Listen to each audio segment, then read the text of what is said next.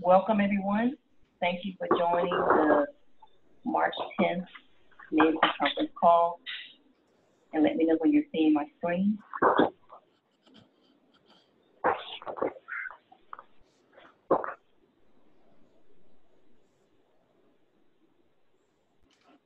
Are you guys seeing my screen? Yes. No. Okay. Wonderful. So we got our technical difficulties kind of worked through. Thank you for joining tonight. It's 7:08 Eastern Standard Time, and we're going to stop about 8:15. If we need that much time, we may not need that much time. But my name is Tony Arna McFarland, the president of the Research Triangle Professionals chapter of the National Society of Black Engineers. And we're doing a virtual conference call tonight. Our topic is introducing Black women in science and engineering. And we're going to have a panel discussion and talk about some of the challenges that women of color face in the workplace.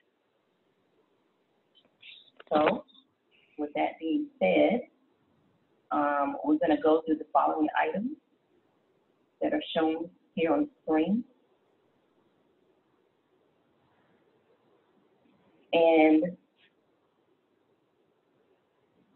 we normally stand and repeat the mission. But since we are all virtual, I'll just read it and you guys can follow along. The NSBE mission is to increase the number of culturally responsible Black engineers who excel academically, succeed professionally, and positively impact the community. And I do apologize if you have some background noise. I'm actually at a hospital, so I have to share this space with other people.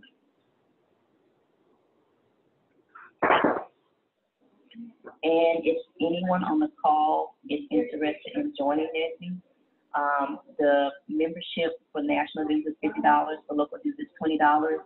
The membership term is August the 1st through July 31st. So actually, after March, I don't normally think it's a good idea to take membership because you're going to have to pay it again in 3 months. However, if you are interested in being on the executive board next term, you do need to be a member to be a part of a nonprofit. Our nonprofit says you have to be a member to be considered a part of our membership. You have to actually pay your dues. So if you are interested in being on the e-board and you have not paid your dues, then you will need to do that just so that we can be in compliance as our nonprofit. And we're not going to have to worry about any donations tonight because we don't have any food. So normally we would ask for that, but since we are virtual, that's not going to be necessary. Are there any member highlights? Any member highlights? So do you have any member highlights to report? Maybe on mute. So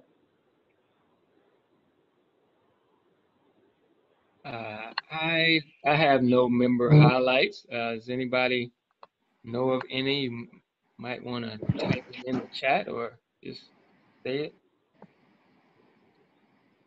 So member highlights would be people who may have received a promotion, gotten a job, just got a new degree, graduated, or got some kind of certificate.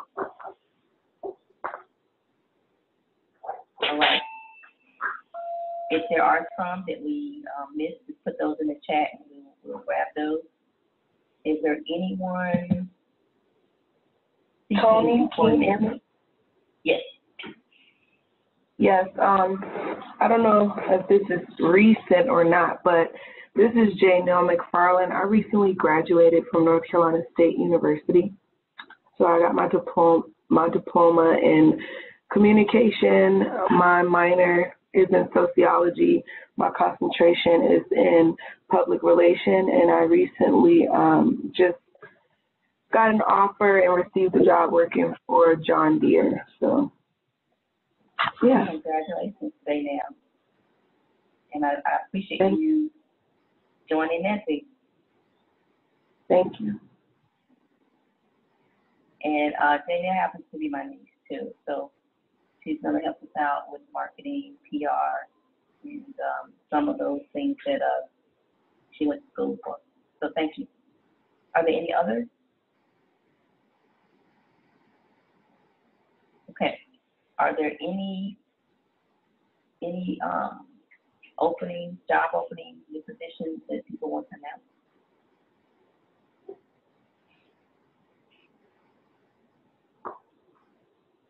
Okay. And is anyone seeking employment within the home?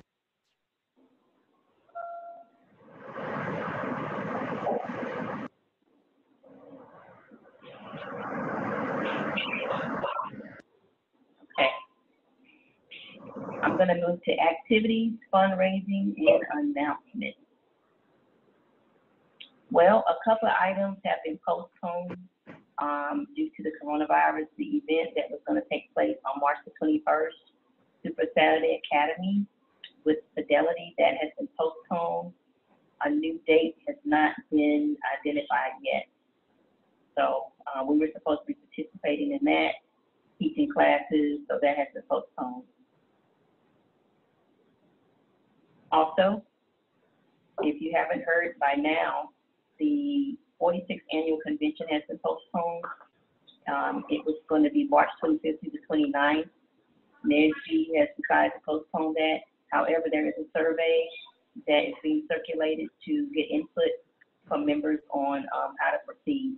I do anticipate that some virtual activities will take place, and companies may continue to do their recruiting virtually. So just be aware of that.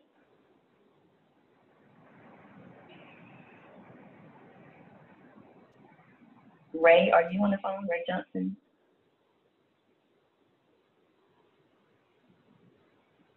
Is anyone on the phone who is a part of the committee for a Walk for Education?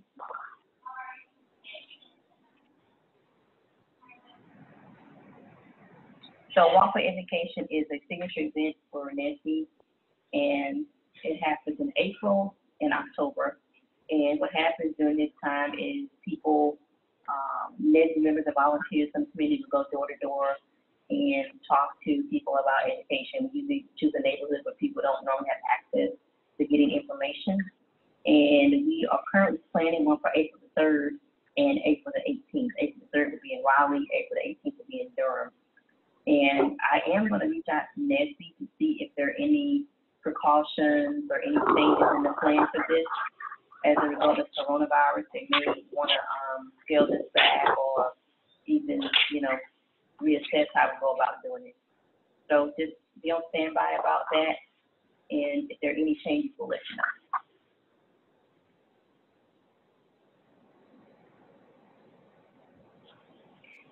Also, we are taking nominations for the executive board for 2020-2021. The minimum positions that we must have are listed there: president, vice president, treasurer, secretary, and program chair. So at a minimum, we do have to have these positions filled. If anyone on the call is interested in the e-board, please submit your interest to Vice President Doug Davis by March the 31st. You'll see a list of what I call non-mandatory roles, but we do need to have all these positions filled. It's very helpful when we have all of the positions filled. And if you're interested, please let us know. I have reached out to the e-board to see who's interested in running again. And this slide shows you who's interested in running for the same office. There are a few people who are considering doing different offices. And we do have some who would not run again. They said that they'll be a committee member, but will not run again. So if anyone's interested, please let Doug know your interest. Okay, so I am actually going to introduce a new special interest group tonight. Black Women in Science and Engineering is one of the various special interest groups that NSBE has. These were launched to allow professionals to get more out of their membership and to focus on a specific area of interest. And Kiana, our program chair, has been the interim ambassador for Black Women in Science and Engineering. And the topic for tonight for our introductory meeting is influencing change amidst bias. And you may be wondering, what does that really mean? Basically, as women of color, your work environment, whether you are in STEM or in sales, you could be in different fields. If you're working in an environment where you are in the minority and in a male-dominated field, we may often be faced with specific, unique challenges. And you may be faced with working with male counterparts who have biases. And if it's ethnicity involved, there may be even more than that. So our topic tonight is to understand and get some best practices from a panel of notable women from the community that we selected to help us with this conversation.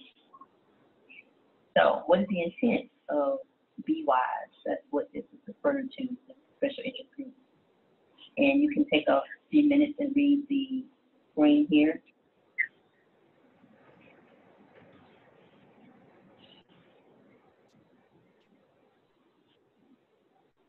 BWise is about giving NSBE women a voice to be heard, and a way to make change, help us to affect change by using our voice. And what does that really mean? How do we translate that into actionable items? The goal is to enlighten, engage, empower women in STEM through social media platforms, roundtable discussions, empowerment workshops, series, and community outreach. There's actually a LinkedIn page for BWise and a national director over this group. And in addition to what we would do locally, there are also some national webinars for each special interest group. And I'm going to ask Kiana if she has anything else she wants to add. Kiana, is there anything else you want to add about BWise? Hi, can you hear me? Yes. Okay. No, you really covered all of it. This is a slide directly from the WISE Special Interest Group's webpage, and they have some upcoming events. If you all want to contact Tony or myself, we can put you in contact with the director for WISE and also give you the link to their social media and so forth. Okay. So to kind of keep this conversation off, we are going to open this up with a guest speaker. Her name is Wendy Toe. I actually just met Wendy probably about a week ago, and we had the opportunity to both be judges for a robotics competition in Wake County. And after having some time just kind of chit-chatting with her and meeting her and getting to know her and what she does, I said, Wendy, are you available next Tuesday night for a meeting I'm having with NSBE? And she checked her schedule and she was available. So here we are. Wendy actually is the Vice President for IBM Garage Cloud Park Acceleration Team. She holds a bachelor's degree in mathematics and computer science. She is an accomplished professional in IT, executive with 25 plus years of experience leading software development, client success, and professional services startup organizations. And I actually have met several people who work at IBM who know Wendy. So within a week, I've learned quite a bit about her. And at this time, I'm going to turn the mic over to you, Wendy. Thank you for joining us. Yes, thank you, Tony. Can you hear me okay? Yes, you can. All right, great. I would ask people, if you're not speaking, you go ahead and go on mute. But I certainly want to do Q&A, but I want to make sure the line is clear. So thank you very much for the invitation. I'm actually delighted and honored to be here to have this conversation with you. I will, I think, take a little bit to talk to you about my story and perhaps share some insights. And then I hope to be able to then engage in a much more interactive conversation during the panel discussion. So I'll start at the very beginning, which is I was born in Malaysia, and my family immigrated to Florida in the 1980s. We immigrated to a suburb in the middle of Florida, a little town called Dunedin, which is right outside of Tampa Bay. And I went to middle school and high school there. It was a very white, middle-class suburbia, right? Looking back, I would say our school was probably 80%-ish white with a small percentage of African American and even smaller percentage of Asians and Hispanics. So that was my way of assimilating into U.S. society. I went to the University of Florida. I studied math and comp sci. Now, certainly University of Florida was, more diverse, but if you're in math and comp sci in the classes, you're predominantly with males. And back then, it was predominantly white males. So again, in terms of the spaces I was comfortable with and my interactions, it was very much in a white male-dominated sort of environment. Then I graduated and took a job with IBM as a software developer right in RTP. Actually, I've actually been here all of my career, which is pretty amazing. I thought I would have moved around. And as you can imagine, a Asian programmer in IBM in the 1990s, again, I was very much in the minority, right? IT back then, as it is now, well, it is more diverse now, but back then, again, very white male dominated. I would say women in technology were probably around 10 to 15%, if that. And then, an Asian female or any woman of color, much smaller than that. Now, understand that for me, this was the norm. I did not know any better. I didn't think of myself as a minority in the sense of, I'm different. I just said, well, this is the world I have to function in. I'm used to dealing with men. I'm used to being the only woman in the room, and we'll figure out how to make it work, right? I didn't really consciously think about it because it was all I knew. And then in the 1990s, probably early on in my career, right before I got into management, or just as I was going to management, I got invited to a conference. It was called the Women of Color in Technology Conference. Now, this is back before, Google and social media and tons of beautiful websites. I mean, there was some websites. So you probably got invited to email and, letters. So I didn't really know much about this other than I got to go to Arizona. It was beautiful. It was winter. Sounded like a great trip, right? No coronavirus. We're all happy. We're going to travel. So that showed up at this conference. And I would say that it was a turning point for me. So a couple things. It was predominantly African-American women, and then myself and a few others, right? It was the first time I had been in a space that was, number one, women, so many women, and then African-American women. I just thought I had been exposed to that in sort of a large quantity. So part of my cultural reaction was, I wonder if I'll have anything in common with the attendees of this conference, right? And I will tell you, at the end of 2.5 days, my world changed for two reasons. Number one, the dynamic being with a bunch of talented, beautiful, awesome, strong women, which I never been exposed to, was amazing. It was energizing. It was then that I realized dynamics are different if you're in a majority woman space versus a majority male space, right? I realized that we had a lot in common as I heard stories and went to speakers, right? We were brought up to work hard. Education was really important and the key to success, right? We respected authority. Guilt. We talked a lot about guilt and how we were guilty. We couldn't get everything done. So it was really great. We connected. But I think the biggest aha for me was that it raised the awareness of how perhaps my values as an Asian female, how I was raised, conflicted with corporate America and what I call some of the invisible rules, right? So I'll give you an example. I was brought up to not question authority, to always respect someone older than me. I mean, very strongly socialized. So here I am at IBM, almost everyone's older than I am, right? And everyone's in a position of authority. So I was usually just doing what I was told. Well, if you think about that, right, that means that I can't excel. I'm not questioning. I'm not driving. I'm not changing. And that's actually accepted in American corporate culture, right? Another point, I was taught not to rock the boat. Be seen, not heard. Don't rock the boat. You just kind of need to be there and be a team player. Well, how do you innovate and drive change if you're not rocking the boat? right? Conflict, right? You know, socialize to be liked and avoid conflict, try to please everyone. Well, if you do that, you can't ever solve the hard problems, right? So now I didn't realize all of this obviously at that time, but because of going to that one conference, I became much more involved and engaged in thinking about what are the invisible rules that I need to be aware of, because I wasn't brought up with those.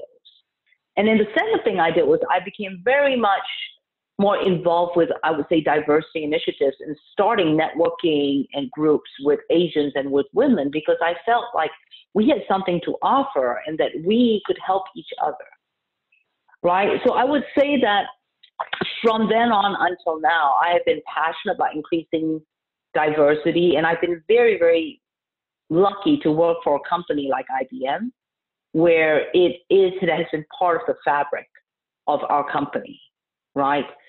Yes, there is bias. Yes, we have to overcome a set of challenges as being minorities in the workplace, but I would say IBM has been tremendously supportive.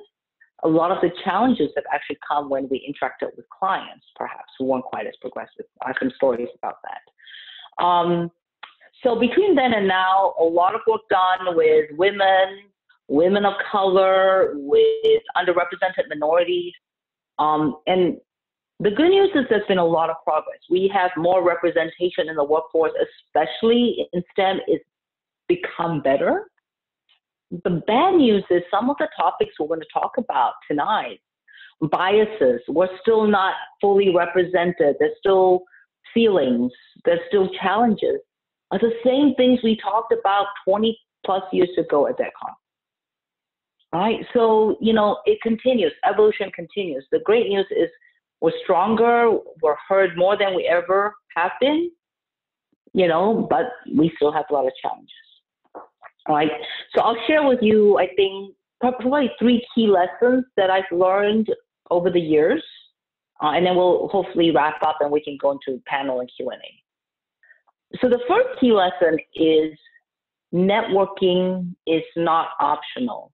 Networking, especially in the STEM field, well, any field, but especially in STEM, where technology changes so quickly, it is essential. It is essential because not any one of us will ever be experts in everything. So we have to network to know who to go to for help to solve hard problems or to learn about some new topic, okay? And then I think your network is also essential, especially if you are a person of color in a minority in corporate America, to give you a support system, to have people that can be your advocates. And your network has to be diverse, right? You want to network with people where you have a connection and shared values, and they can help you, and in many cases help you with some of the invisible rules, as I call them in the workplace, that you might not know, right? You don't know what you don't know. So networking, essential. In fact, it's through networking that I'm here, right? Tony and I networked at first. The second thing is to speak up and engage. And this, for me, was challenging because, again, socialize to not speak up, socialize to, you know, listen more and be humble. And what I've realized over the years is that you have to make your voice heard. You have to have a point of view. And you actually even have to speak when you agree. Like on conference calls, sometimes I'll be like, holy cow, that's the 4th person that has made the same point. Let's get on with it.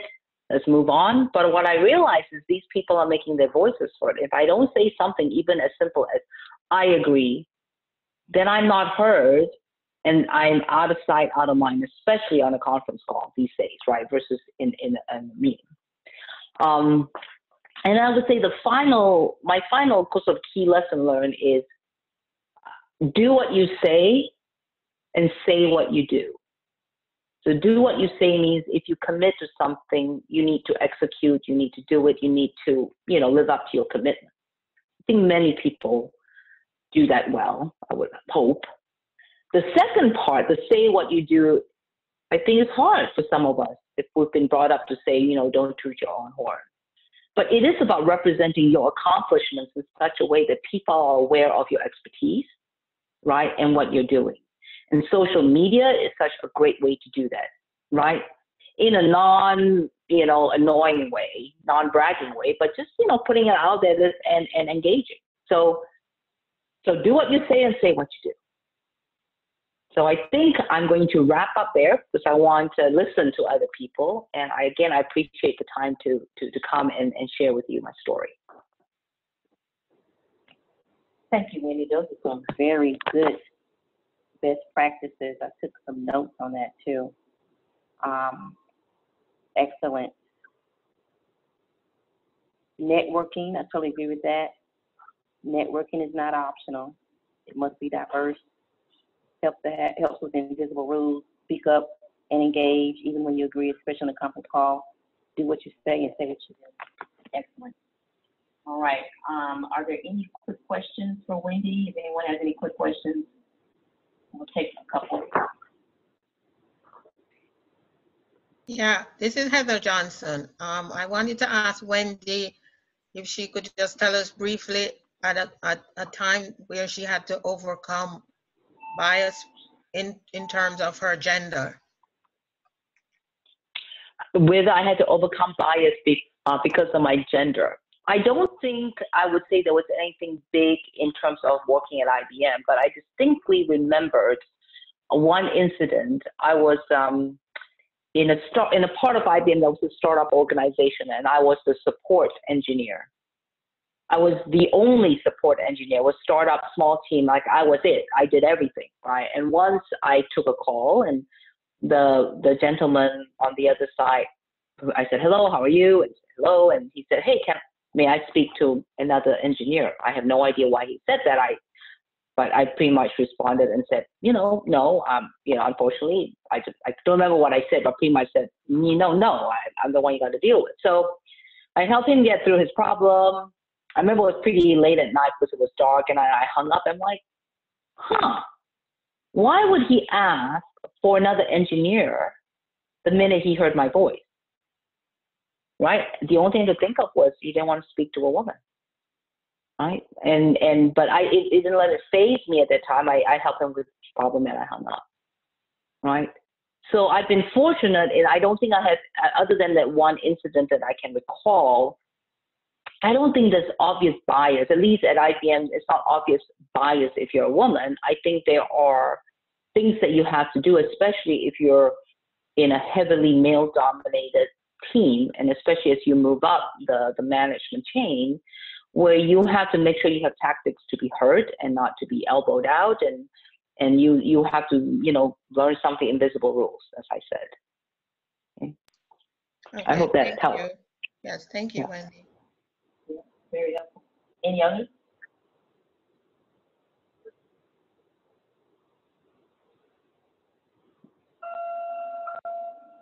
Okay, I'm going to keep moving. If you do have a question, you can put it in the chat, and we'll get it from the chat.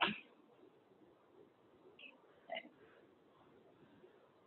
All right, I'm going to quickly introduce our other panelists.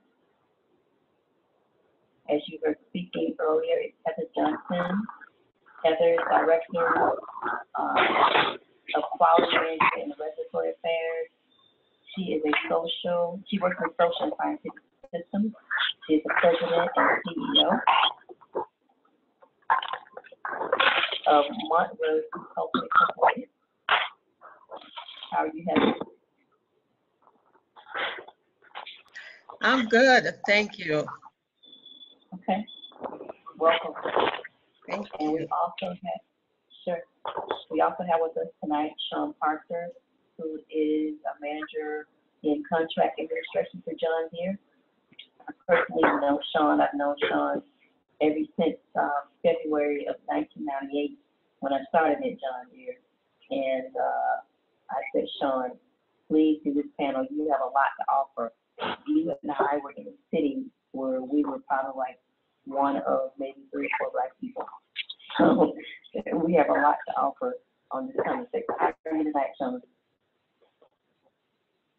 You might be on mute.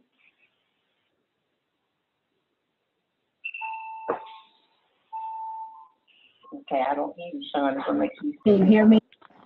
Yes, I hear you now. I'm Welcome to good. the call. Thank you. I'm good. Thank you for having me. Okay, and Marquita Lilly is a GMP scientist, and she does analytics. She works for the Duke Human Vaccine Institute. How are you tonight, Marquita?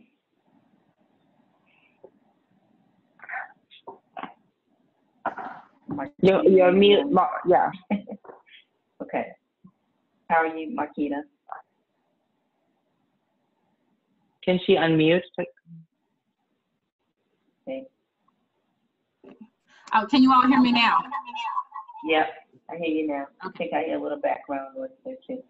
And we see you. Thank you for joining the call. Oh, thank you for having me. All right. And Charmaine, I see that Charmaine is on mute. I'm gonna see if Yep, I've unmuted myself. Thank you, Tony. Okay. Glad to be here. All right. I know it's been a while. Charmaine is the Integration Executive Lead for Parker Lord Corporation. She's definitely not a stranger to business. And just got, thank you. And you all just met Wendy Coe, Vice President of IT and Cloud Tech Acceleration Team. So we have a wonderful panel, and I really hope that we can do this again in person at some point. Because I know there's a different synergy when people can see each other, but this conversation is so important. I didn't want to postpone this conversation. I know a number of people on the call who've been waiting for this conversation for a month, and we've had incidences or had reason to want to have a discussion like this amongst men and women. You know, this is not just for women of color, but we also have allies who work with us, and they need to understand our thoughts and also, you know, kind of help us influence change when bias is detected. So with that being said, we've introduced the panel. I'm going to ask Kiana, I know she's put together some questions. So Kiana, do you have a question that you want to kick off the discussion with for the panel?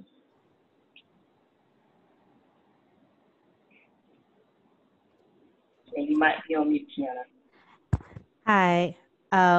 Just give me a second. I'm pulling up the questions right now. Okay. Well, while Kiana is doing that, I actually have one that I want to put out there.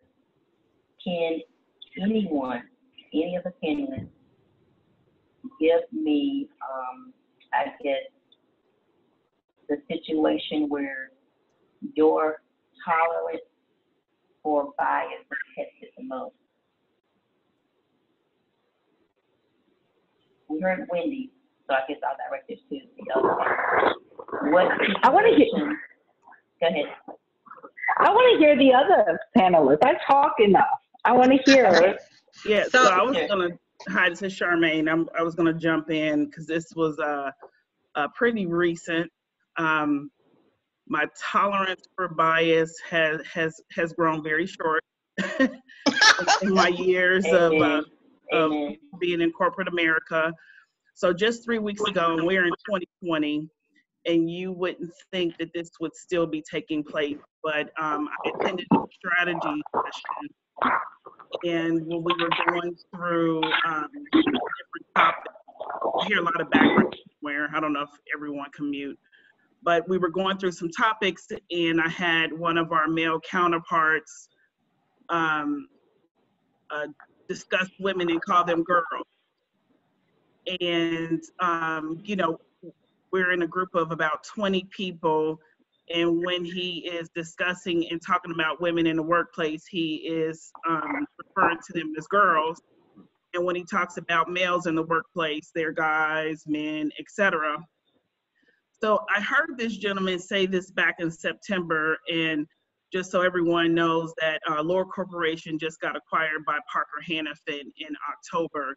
So when I heard it in September, it was a data point for me. I thought maybe it was like a Freudian slip and, you know, he didn't know what he was doing. So I gave him a pass. But when he did it this last time, about a few weeks ago, I had to use my number one, A, because it wasn't right. And then number two, because I need to speak up for the other females that were in the room, but also to make sure my male counterparts understood it wasn't right either. So a couple things transpired there. The person, you know, was very apologetic, but these are some of the microaggressions that you have to look out for. He indicated to me, he said, "I'm sorry that you were offended," and I just needed to correct him and make sure he understood that it wasn't me being offended, that what he said was offensive, and to explain to him why. So, you know, I had to go through sort of that process. And then he described the situation where he said, you know, I never really thought about it. You know, I talked to my wife and my daughter as girls, and it just dawned on me how we need to continue to educate even in 2020, and I have a 14-year-old daughter, and I need to make sure she understands what's acceptable and not acceptable. But one of the more important things too was that there were two women there that were already on the executive team or on this leadership team that haven't used their voices and have sat there and listened to this bias for quite some time. So to make a long story short, it's our obligation, and we need to speak up, not only to let people know what's right and what's wrong, but also to support each other. So afterwards, I did have a fair amount of people come up to me and thank me for saying something, but I had to reflect some to think about, okay, so what is really going on culturally, and how can we do that? So I thought I'd share that. That was very recent. That's very good, Charmaine. So No, go ahead. Someone else. sorry, this is Heather Johnson. I wanted to piggyback right behind Charmaine, because I've worked in a male-dominated industry for 35 years plus. And so when I listened to Wendy, I could identify a lot with her, but I think I might be the oldest on the panel. So I come from an era where it was a rarity to have a woman in science, a woman in like math, a woman who is interested in engineering. You know, I was like this freak, and a novelty. Like, people didn't know what to do with me. I'm like, oh, you're here. I didn't have what I've read where some women were thought of as being the help and the secretary and all of that, because I checked people way back when. Like, very early on, I was very outspoken. I have no problem, and I get in trouble for being outspoken and speaking up on behalf of women in general, but more so women of color. And for me, it's an even tougher struggle living in America, because I wasn't born in America. I moved to America 40 years ago. And of course, you can hear my accent still, even though it's 40 years. So I always tell people I have 3 strikes against me. I'm a woman, I'm Black, and I'm a foreigner. And even though I carry an American passport, people will remind me in all different ways that, you know, you weren't born in America. But what I find interesting about, here we are in 2020, it's really important to speak up, and that's something I have drilled into my 2 daughters' head. Charmaine knows one of my daughters. So I got in trouble at another job a few years back for telling the top CEO that I'm transparent and I have no hidden agendas. And I come to work every day with no hidden agendas, so I don't know what his problem is, because I am an outspoken Black woman. I told him that to his face, that you have a problem with the fact, because if I was a man, you would say, you know, that I am assertive and all of that. But yet I have all these negative connotations attached to my name because I'm outspoken. And I will tell you, I will never back down. And one of the things that have allowed me to survive in a male-dominated industry for 35 plus years is the fact that I was raised by a mom who stressed the idea of education. And one of the things she said to me, she said, when you have that education, no one can take that away from you. No one. And because of that, I know my craft that I do. I have put myself in a position where my craft is in demand. And so it has allowed me and given me a platform to speak on behalf of women, and particularly women of color. And so I wanted to add one thing that Wendy talked about networking. I also, and Antonia heard this before, she heard me speak before, is for us to mentor. It's important to mentor because I never had a mentor while I was coming up in my career. And even though I may have been the smartest sitting at the table and the most educated, because I was not a man, that has hindered my progress. So I wanted so much to be a president of a company and no one would give me that opportunity. So guess what? I formed my own corporation. So they can't stop me. And that's the way I go about my business. And I'm excited that I'm living in a time where I have a voice and I can be heard. That is important.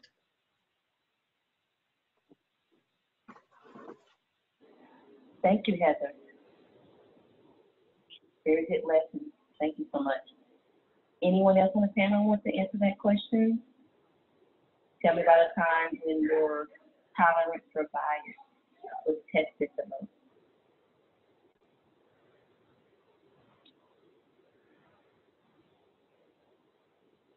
Sean or Lily, either of you want to share? This is Sean. Well, go ahead. This is Sean. I had a manager that referred to us, and I'll say us as African American women that was under his leadership as colored people or the help. I was a lot like Heather, where she said she was very outspoken, but I am going to say that there's two different ways to be outspoken. And I wasn't always outspoken the right way, but you do need to have a voice. You just need to always have a professional voice and not, so to speak, give people a piece of your mind, even though their comments are very offensive. You still work for a company. Your name is your brand.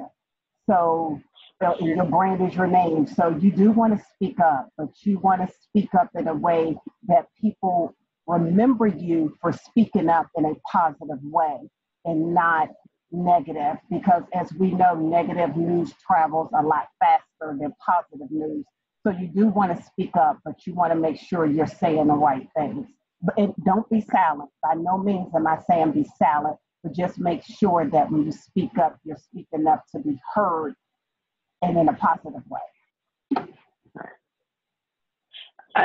Sean, this is Wendy. I think that's very true. I want to touch on something that Heather said about mentoring. I mean, I do a lot of mentoring, and I do what I also call advocacy. The difference between mentoring and advocacy is mentoring is someone comes to me and they want some help, and I give it to them. I'll talk to them. I'll share guidance, advice. That's mentoring. Advocacy means I think you are talented. I think you're good, and I'm going to advocate for you for the promotion, career development, to place you to hook you up with a job when it comes in. And advocacy is important because my reputation is on the line. If I say, hey, you need to hire Tony because she's ABC, and then they hire Tony and Tony doesn't deliver, it reflects on me, right? So I think so what I've done over the years is I have been an advocate for talented people, and I especially focus on women and men and women of color, underrepresented minorities is what we call them, because someone has to watch out for them. I believe in my career that I've had advocates that perhaps I didn't know about, that they didn't come out and say they were my advocate, but they certainly gave me opportunity. I also think that, you know, as I've worked on various initiatives to increase the pipeline to develop, it's clear to me this is not a woman problem. It is not up to just women to solve this, or women of color. It's up to everybody. So the notion of male allies, or the notion of every leader in the company, male, female, whatever ethnicity, it should be our responsibility to grow a diverse talent pipeline. It shouldn't just be up to the women to fix the problem.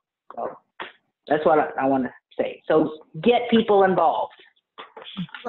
Wendy, you bring up a great point. I'm going to add to that. One thing Wendy said that's so true. It's not just up to the women, and quite frankly, it can't be, because a lot of the seats that are had at the top are men. So when Wendy was Heather talked about earlier about networking is so important, but understanding who what your network group looks like. Think about your goals. And you do need to assess your network group on a regular basis. And you need to be strategic about your network group and think about who's in it. Maybe you got a little bit of too much of a part of a network, and you need to not have so many, and you need to bring on some others. I had to learn that probably the hard way. I didn't really network hardly at all until 2013. So I've been at Lord for almost 25 years and spent most of my career really trying to prove myself. Because right, your head's down. Right, they make you feel like that's what you have to do, and a lot of the times doubting my ability. So it was, I got to prove myself. I got to do more than the next. So I really didn't understand my value, and I certainly wasn't networking. But then when I really started understanding what networking was, what it wasn't, and what that looked like, that was extremely important. And someone told me, and I'll tell you who it was Cynthia Marshall. I don't know if you guys have heard her talk, but she's the CEO of the Dallas Maverick, very powerful Black woman. And she talks about each person having their own board of directors.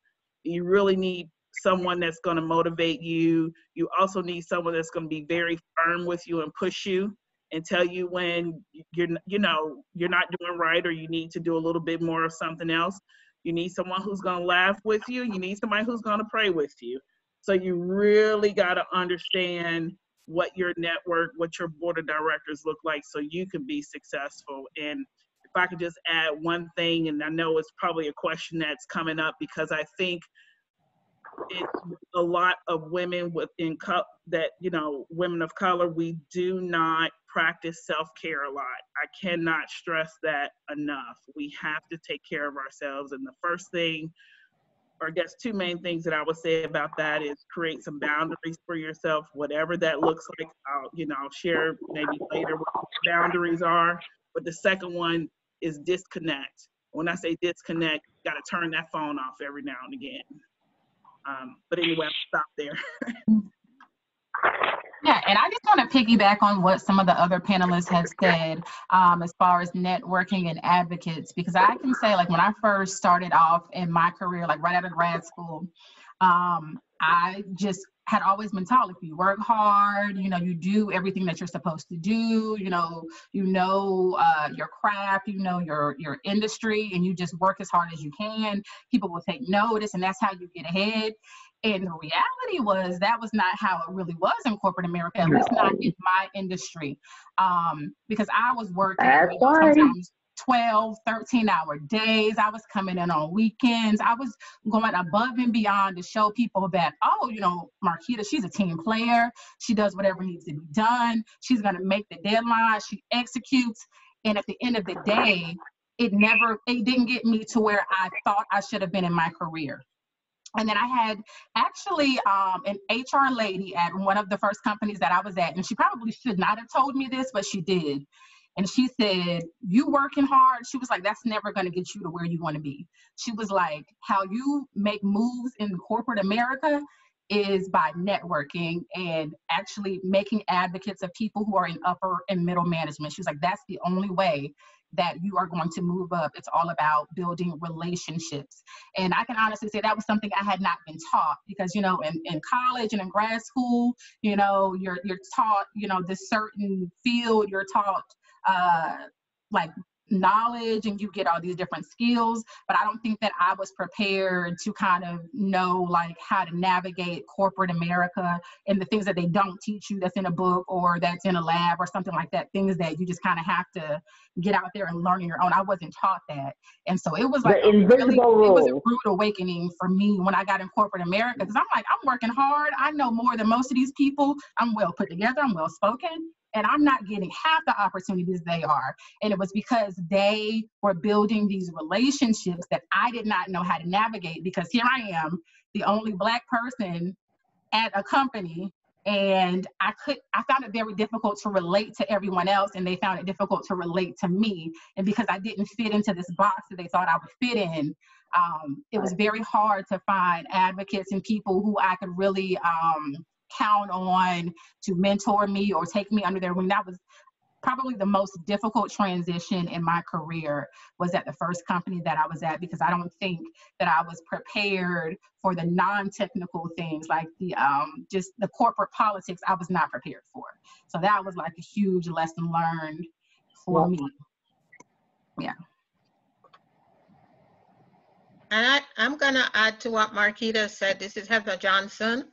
One of the things that I learned late in my career was to negotiate for like my salary and so forth, because we're not taught that. It's like as scientists and engineers, we are very technical people, and we know our craft inside out.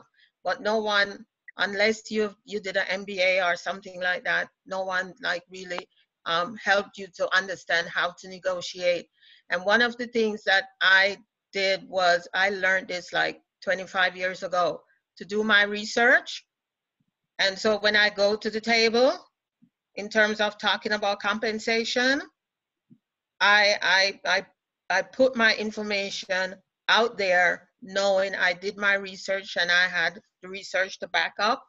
And I always knew that as a male counterpart, they wouldn't be having that conversation I am having. But what I learned is standing my ground and having my research to back up, you know, so having the facts has helped in a large way. And I think as folks who want to mentor and be advocates for others, that's one of the skills that I think that we can teach the next generation that's coming. It's not only technical skills that you need, but you need to be able to negotiate. And it's not just about salary, it's about compensation and other pieces that go along with that. Wonderful, all wonderful comments. Thank you all. I hope this isn't the last time we get to have this conversation, because I think this could go on a few more times. I'm going to pause to see if there are any questions from anyone on the call. Anyone have any questions? Yeah, I have a question. Actually, something Wendy said brought this question up.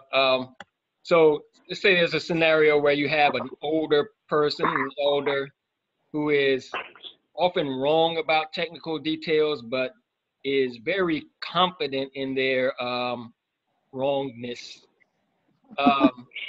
And that, you know, I don't really want to embarrass or correct older folks. I mean, but what are some techniques that you can use in those type situations, communication techniques? Yeah, I tell you, I think today, you know, Heather talked about 3 strikes, right? I think the 4th strike is if you're young, right? If you're 5 years out of school or in your 20s and you're surrounded by a lot of older people, older men, because that is a challenge. So here's the thing, right? I think that if someone's actually wrong, you got to figure out whether you have enough support to have a discussion in public, or whether you need to have a private discussion, right? This is back to understanding whether or not you have allies and advocates where you can go to someone, a peer or someone more senior than you, and say, you know, Joe said this, but that's not correct. How do we deal with it? Someone more experienced who might know Joe, I'm calling him Joe, better, and they might give you advice. Or you could go to him one-on-one, Joe, and said, you know, here are these things, and can you help me explain? The hard part is there is no one right answer because it depends on the personality of Joe. Joe may be very confident, but he may be open to feedback. If he's not open to feedback, or if he doesn't respect you, then it's really hard. Then you almost have to go find who is Joe's peer, or who is Joe, someone who can go have that conversation, and focus less on Joe's wrong and I'm right, and focus more on this incorrect information. How does it affect the project, right? Can we get to the outcome we want, which is get better information to steer the project correctly? If you start getting into, if Joe feels threatened or undermined, then it's not a good thing, because traditionally Joe may be older and may have more power. But what you have to understand is power. Who has power in any team, influenced by indirect power, power of relationship, power of because they are respected, and you kind of have to figure it out that way. These are the situations, honestly, where you really need mentors. You need someone that you can have a conversation in trusted space and then can give you a perspective. So having, and a mentor doesn't have to be a formal relationship where, hi, I'm Wendy, I want you to be my mentor. I've had plenty of people that I think of as mentors where we never had that explicit conversation, but we had a trusted relationship, and I could go in, I could close the door and said, we're having an off-the-record conversation, talk to me, right? So I've had people, some of them were peers, some of them were my management, some of them were senior executives, some of them were people that, you know, I just trusted that had expertise, you know, and I do that for people as well. Sometimes people will come in and they say, can I have a conversation off the record? I say, yep, let's have a conversation off the record. I'm pretty open and honest with them. And there's trust both ways there. So I hate to give you a little bit of a wishy-washy answer, but you got to understand who this person is, where they're coming from, and then you got to focus on what's the outcome you want to get to, right? Less of proving this person wrong publicly and more of a, ooh, the things he said, if they're wrong, impacts the project differently. So how do we get it steered back?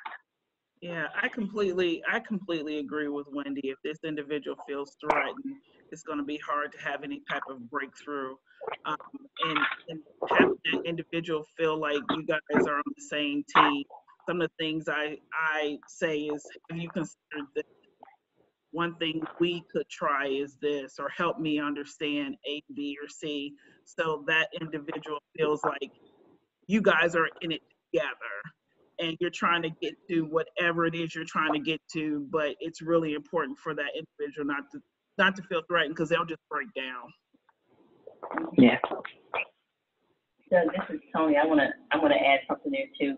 I don't know if that person is a manager, a manager relationship, but I did have probably one of the toughest manager relationships in my life a few years ago. And there was a little bit of that, you know, with my manager at the time. He was very smart. He was, you know, he used to work for NASA and everybody knew it. But there were some times when his approach was just not right. And I actually had to start having conversations with him, like telling him what I needed him to do to get the best out of me. And one of the things I needed him to stop doing was trying to embarrass people in meetings, trying to humiliate people and not to get very emotional and make the workplace uncomfortable. And it wasn't just for me. It was for other people too, but they were afraid to tell him. I even ended a meeting that we were having one time and had to walk out. Like, I mean, it was almost like a battle of the, I'm not suggesting that you do that, but it was almost like a battle of egos, and I was determined to not be treated any kind of way. Like, my battle was respect. That's all I was trying to get. Like, I deserve to be treated respectfully. I don't deserve to be talked to the way you're talking to other people. I mean, they don't deserve it either, but I'm not going to let you do it to me. But those conversations we had offline, and we actually got to a point where we had an agreement, and the agreement was, when I feel that our conversation is not going the right way, or that this is getting ready to become unproductive, intense, or we're not connecting, then I had the right to let him know. So once I got to that little, I guess you could say, agreement, it was a minor step, but that progress of, hey, can we agree that when this happens, I can let you know? By me getting to agree to that opened up a lot of doors. He even asked me later to go to a meeting that he was in, because he knew I would tell him when he was getting out of line, when other people would know. So it was baby steps, but you have to find an angle on how you can open that person's mind to the possibility that they could be wrong. So you got to figure out what that angle is. Yeah, you got to figure out what that angle is. Good job, Tony. That's good. That's good. Yeah, it was almost to the point that he would even ask me, am I overreacting? Sometimes he would just, I'm like, yeah, you are. Or he'd say, am I stressed? And I would say, yes, you are. By the end of the time that I was working for him, he had a birthday party for me at his house. Which I was like, okay, this is crazy, but I went. So it was over time that we got to that point. It was over time, and I was like, I got to work with him. So I mean, this cannot be terrible. We got to get to a way where I can make some kind of influence in the midst of bias. I had multiple strikes. He treated a lot of people with disrespect, not just me. But if you didn't have a whole bunch of letters behind your name, and you hadn't been a master black belt and done 10,000 projects, then you didn't have respect for yourself. Thanks. All good answers. Okay. Yeah, we can also talk further offline. All right. Kiana, did you have any? I know we didn't get to the questions that you had, but I know we have a few minutes, so I'll go ahead and let you. Why don't you chime in with one of your questions? Yeah, we actually answered most of them. I think the only one that maybe we could go back to, Charmaine mentioned it briefly, but just kind of what you guys do for self-care and to take care of yourself in the midst of all of this corporate madness that can go on. Okay. Panelists, anybody else want to share what you do to take care of yourself? So I talked earlier about disconnecting, definitely, especially with the phone, cell phones. I mean, I love technology, but sometimes it gets completely in the way. Do not have your emails download automatically. You need to fetch the emails. There's just certain tips that I think everyone should do. One of the key things that I had to start doing was blocking my calendar.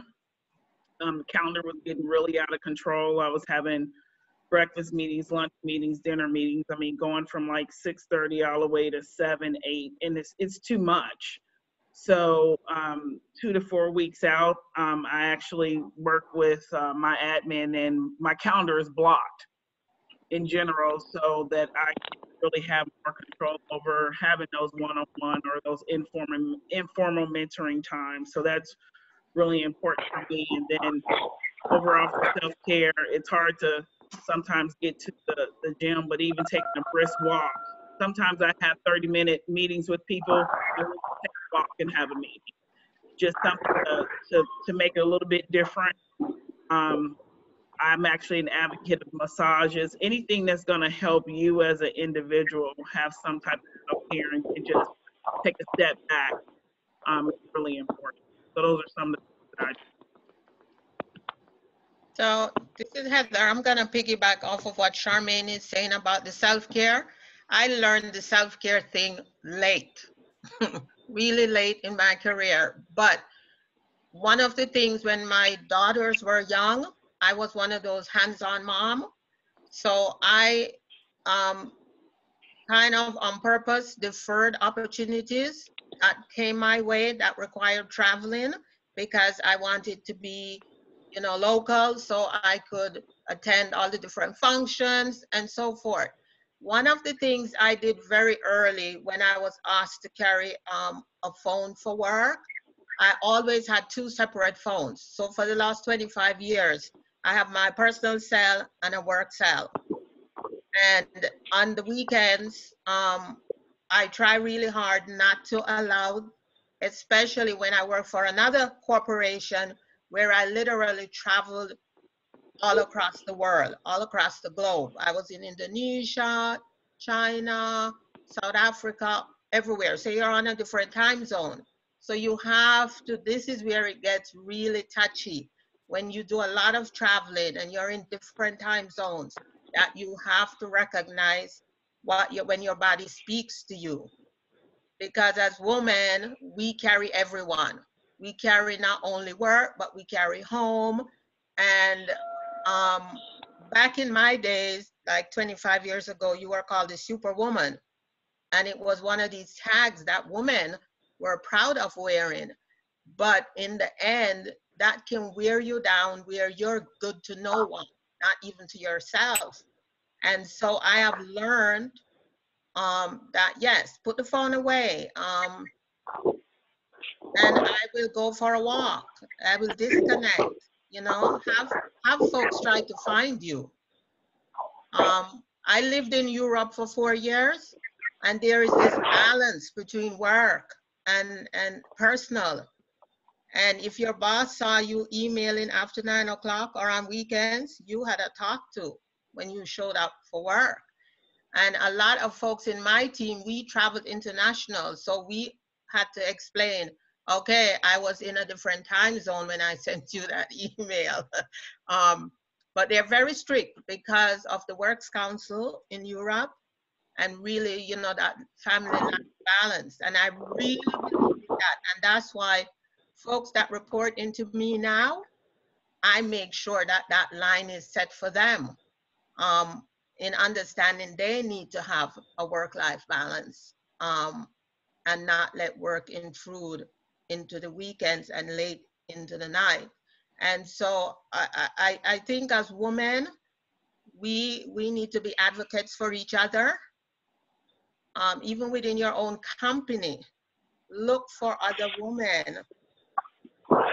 And I was raised in a very diverse culture.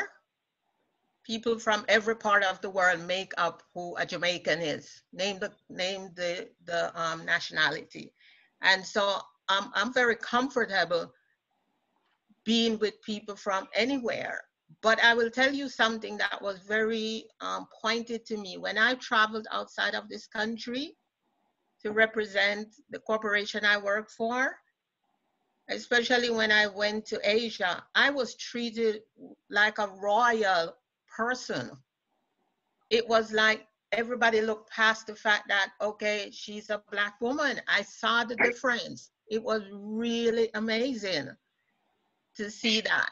And then you come back to this country that is supposed to be so progressive, and you're reminded daily about the color of your skin. So it's just being confident in yourself.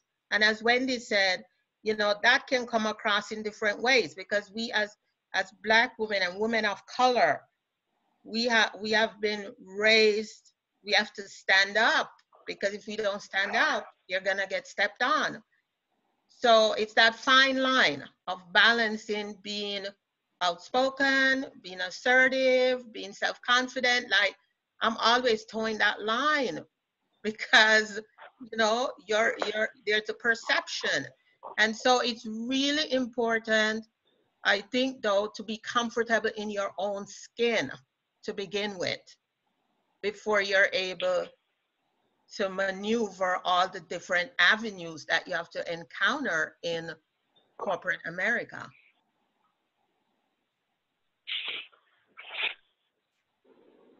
Well, thanks everybody for your time tonight. Oh, I'm sorry. Go ahead, Marquita. Oh, no, you're fine. I was just saying, I agree with what everyone else had to say. And I think this is something that I've learned just recently, is that you have to make your self-care a priority. I think as women, a lot of times we feel guilty when we put ourselves first.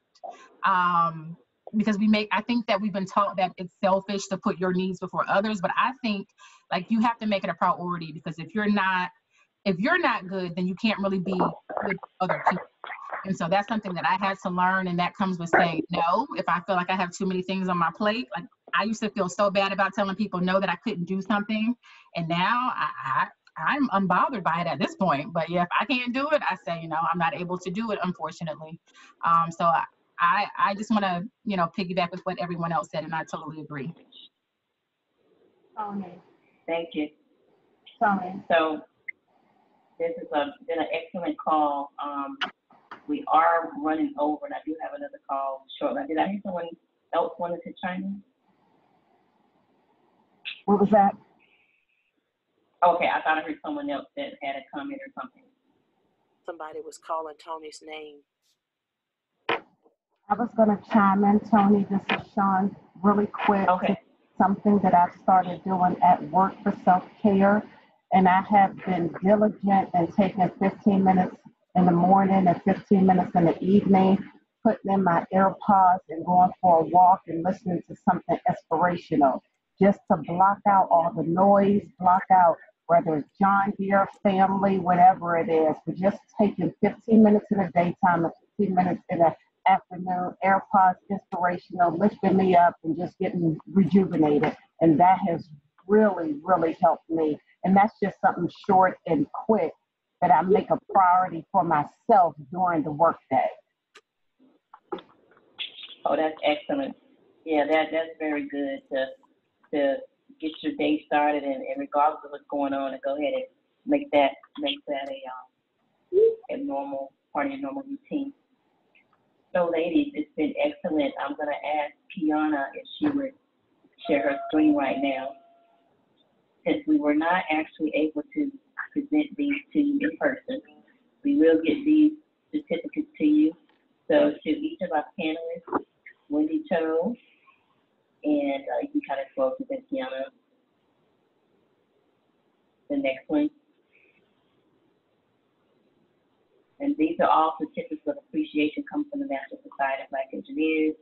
Marquita Lilly, Charmaine Riggins, we got Wendy. Heather has one as well, Heather Johnson, and Sean Parker. Thank you on behalf of Nancy for taking time out tonight and being flexible and sharing with us as we launch our Black Women in Science and Engineering Special Interest Group. And we do appreciate you contributing as a guest speaker voluntarily on our topic, how to influence change in the midst of bias. And I will say that I hope that we can have this conversation again.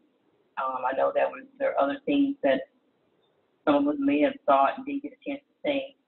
And I know it's being recorded, but there's nothing like having it live. And I also want to just wrap up with this. I know we have a lot of new professionals in NSBE. When I say new professionals, we've been working 5 years or less. And there's a lot of wisdom here on the phone. I think everyone on the phone, on the panel, is 25 years plus. So, that's what 125 years of experience just on the panel. That doesn't include everybody else in NSBE.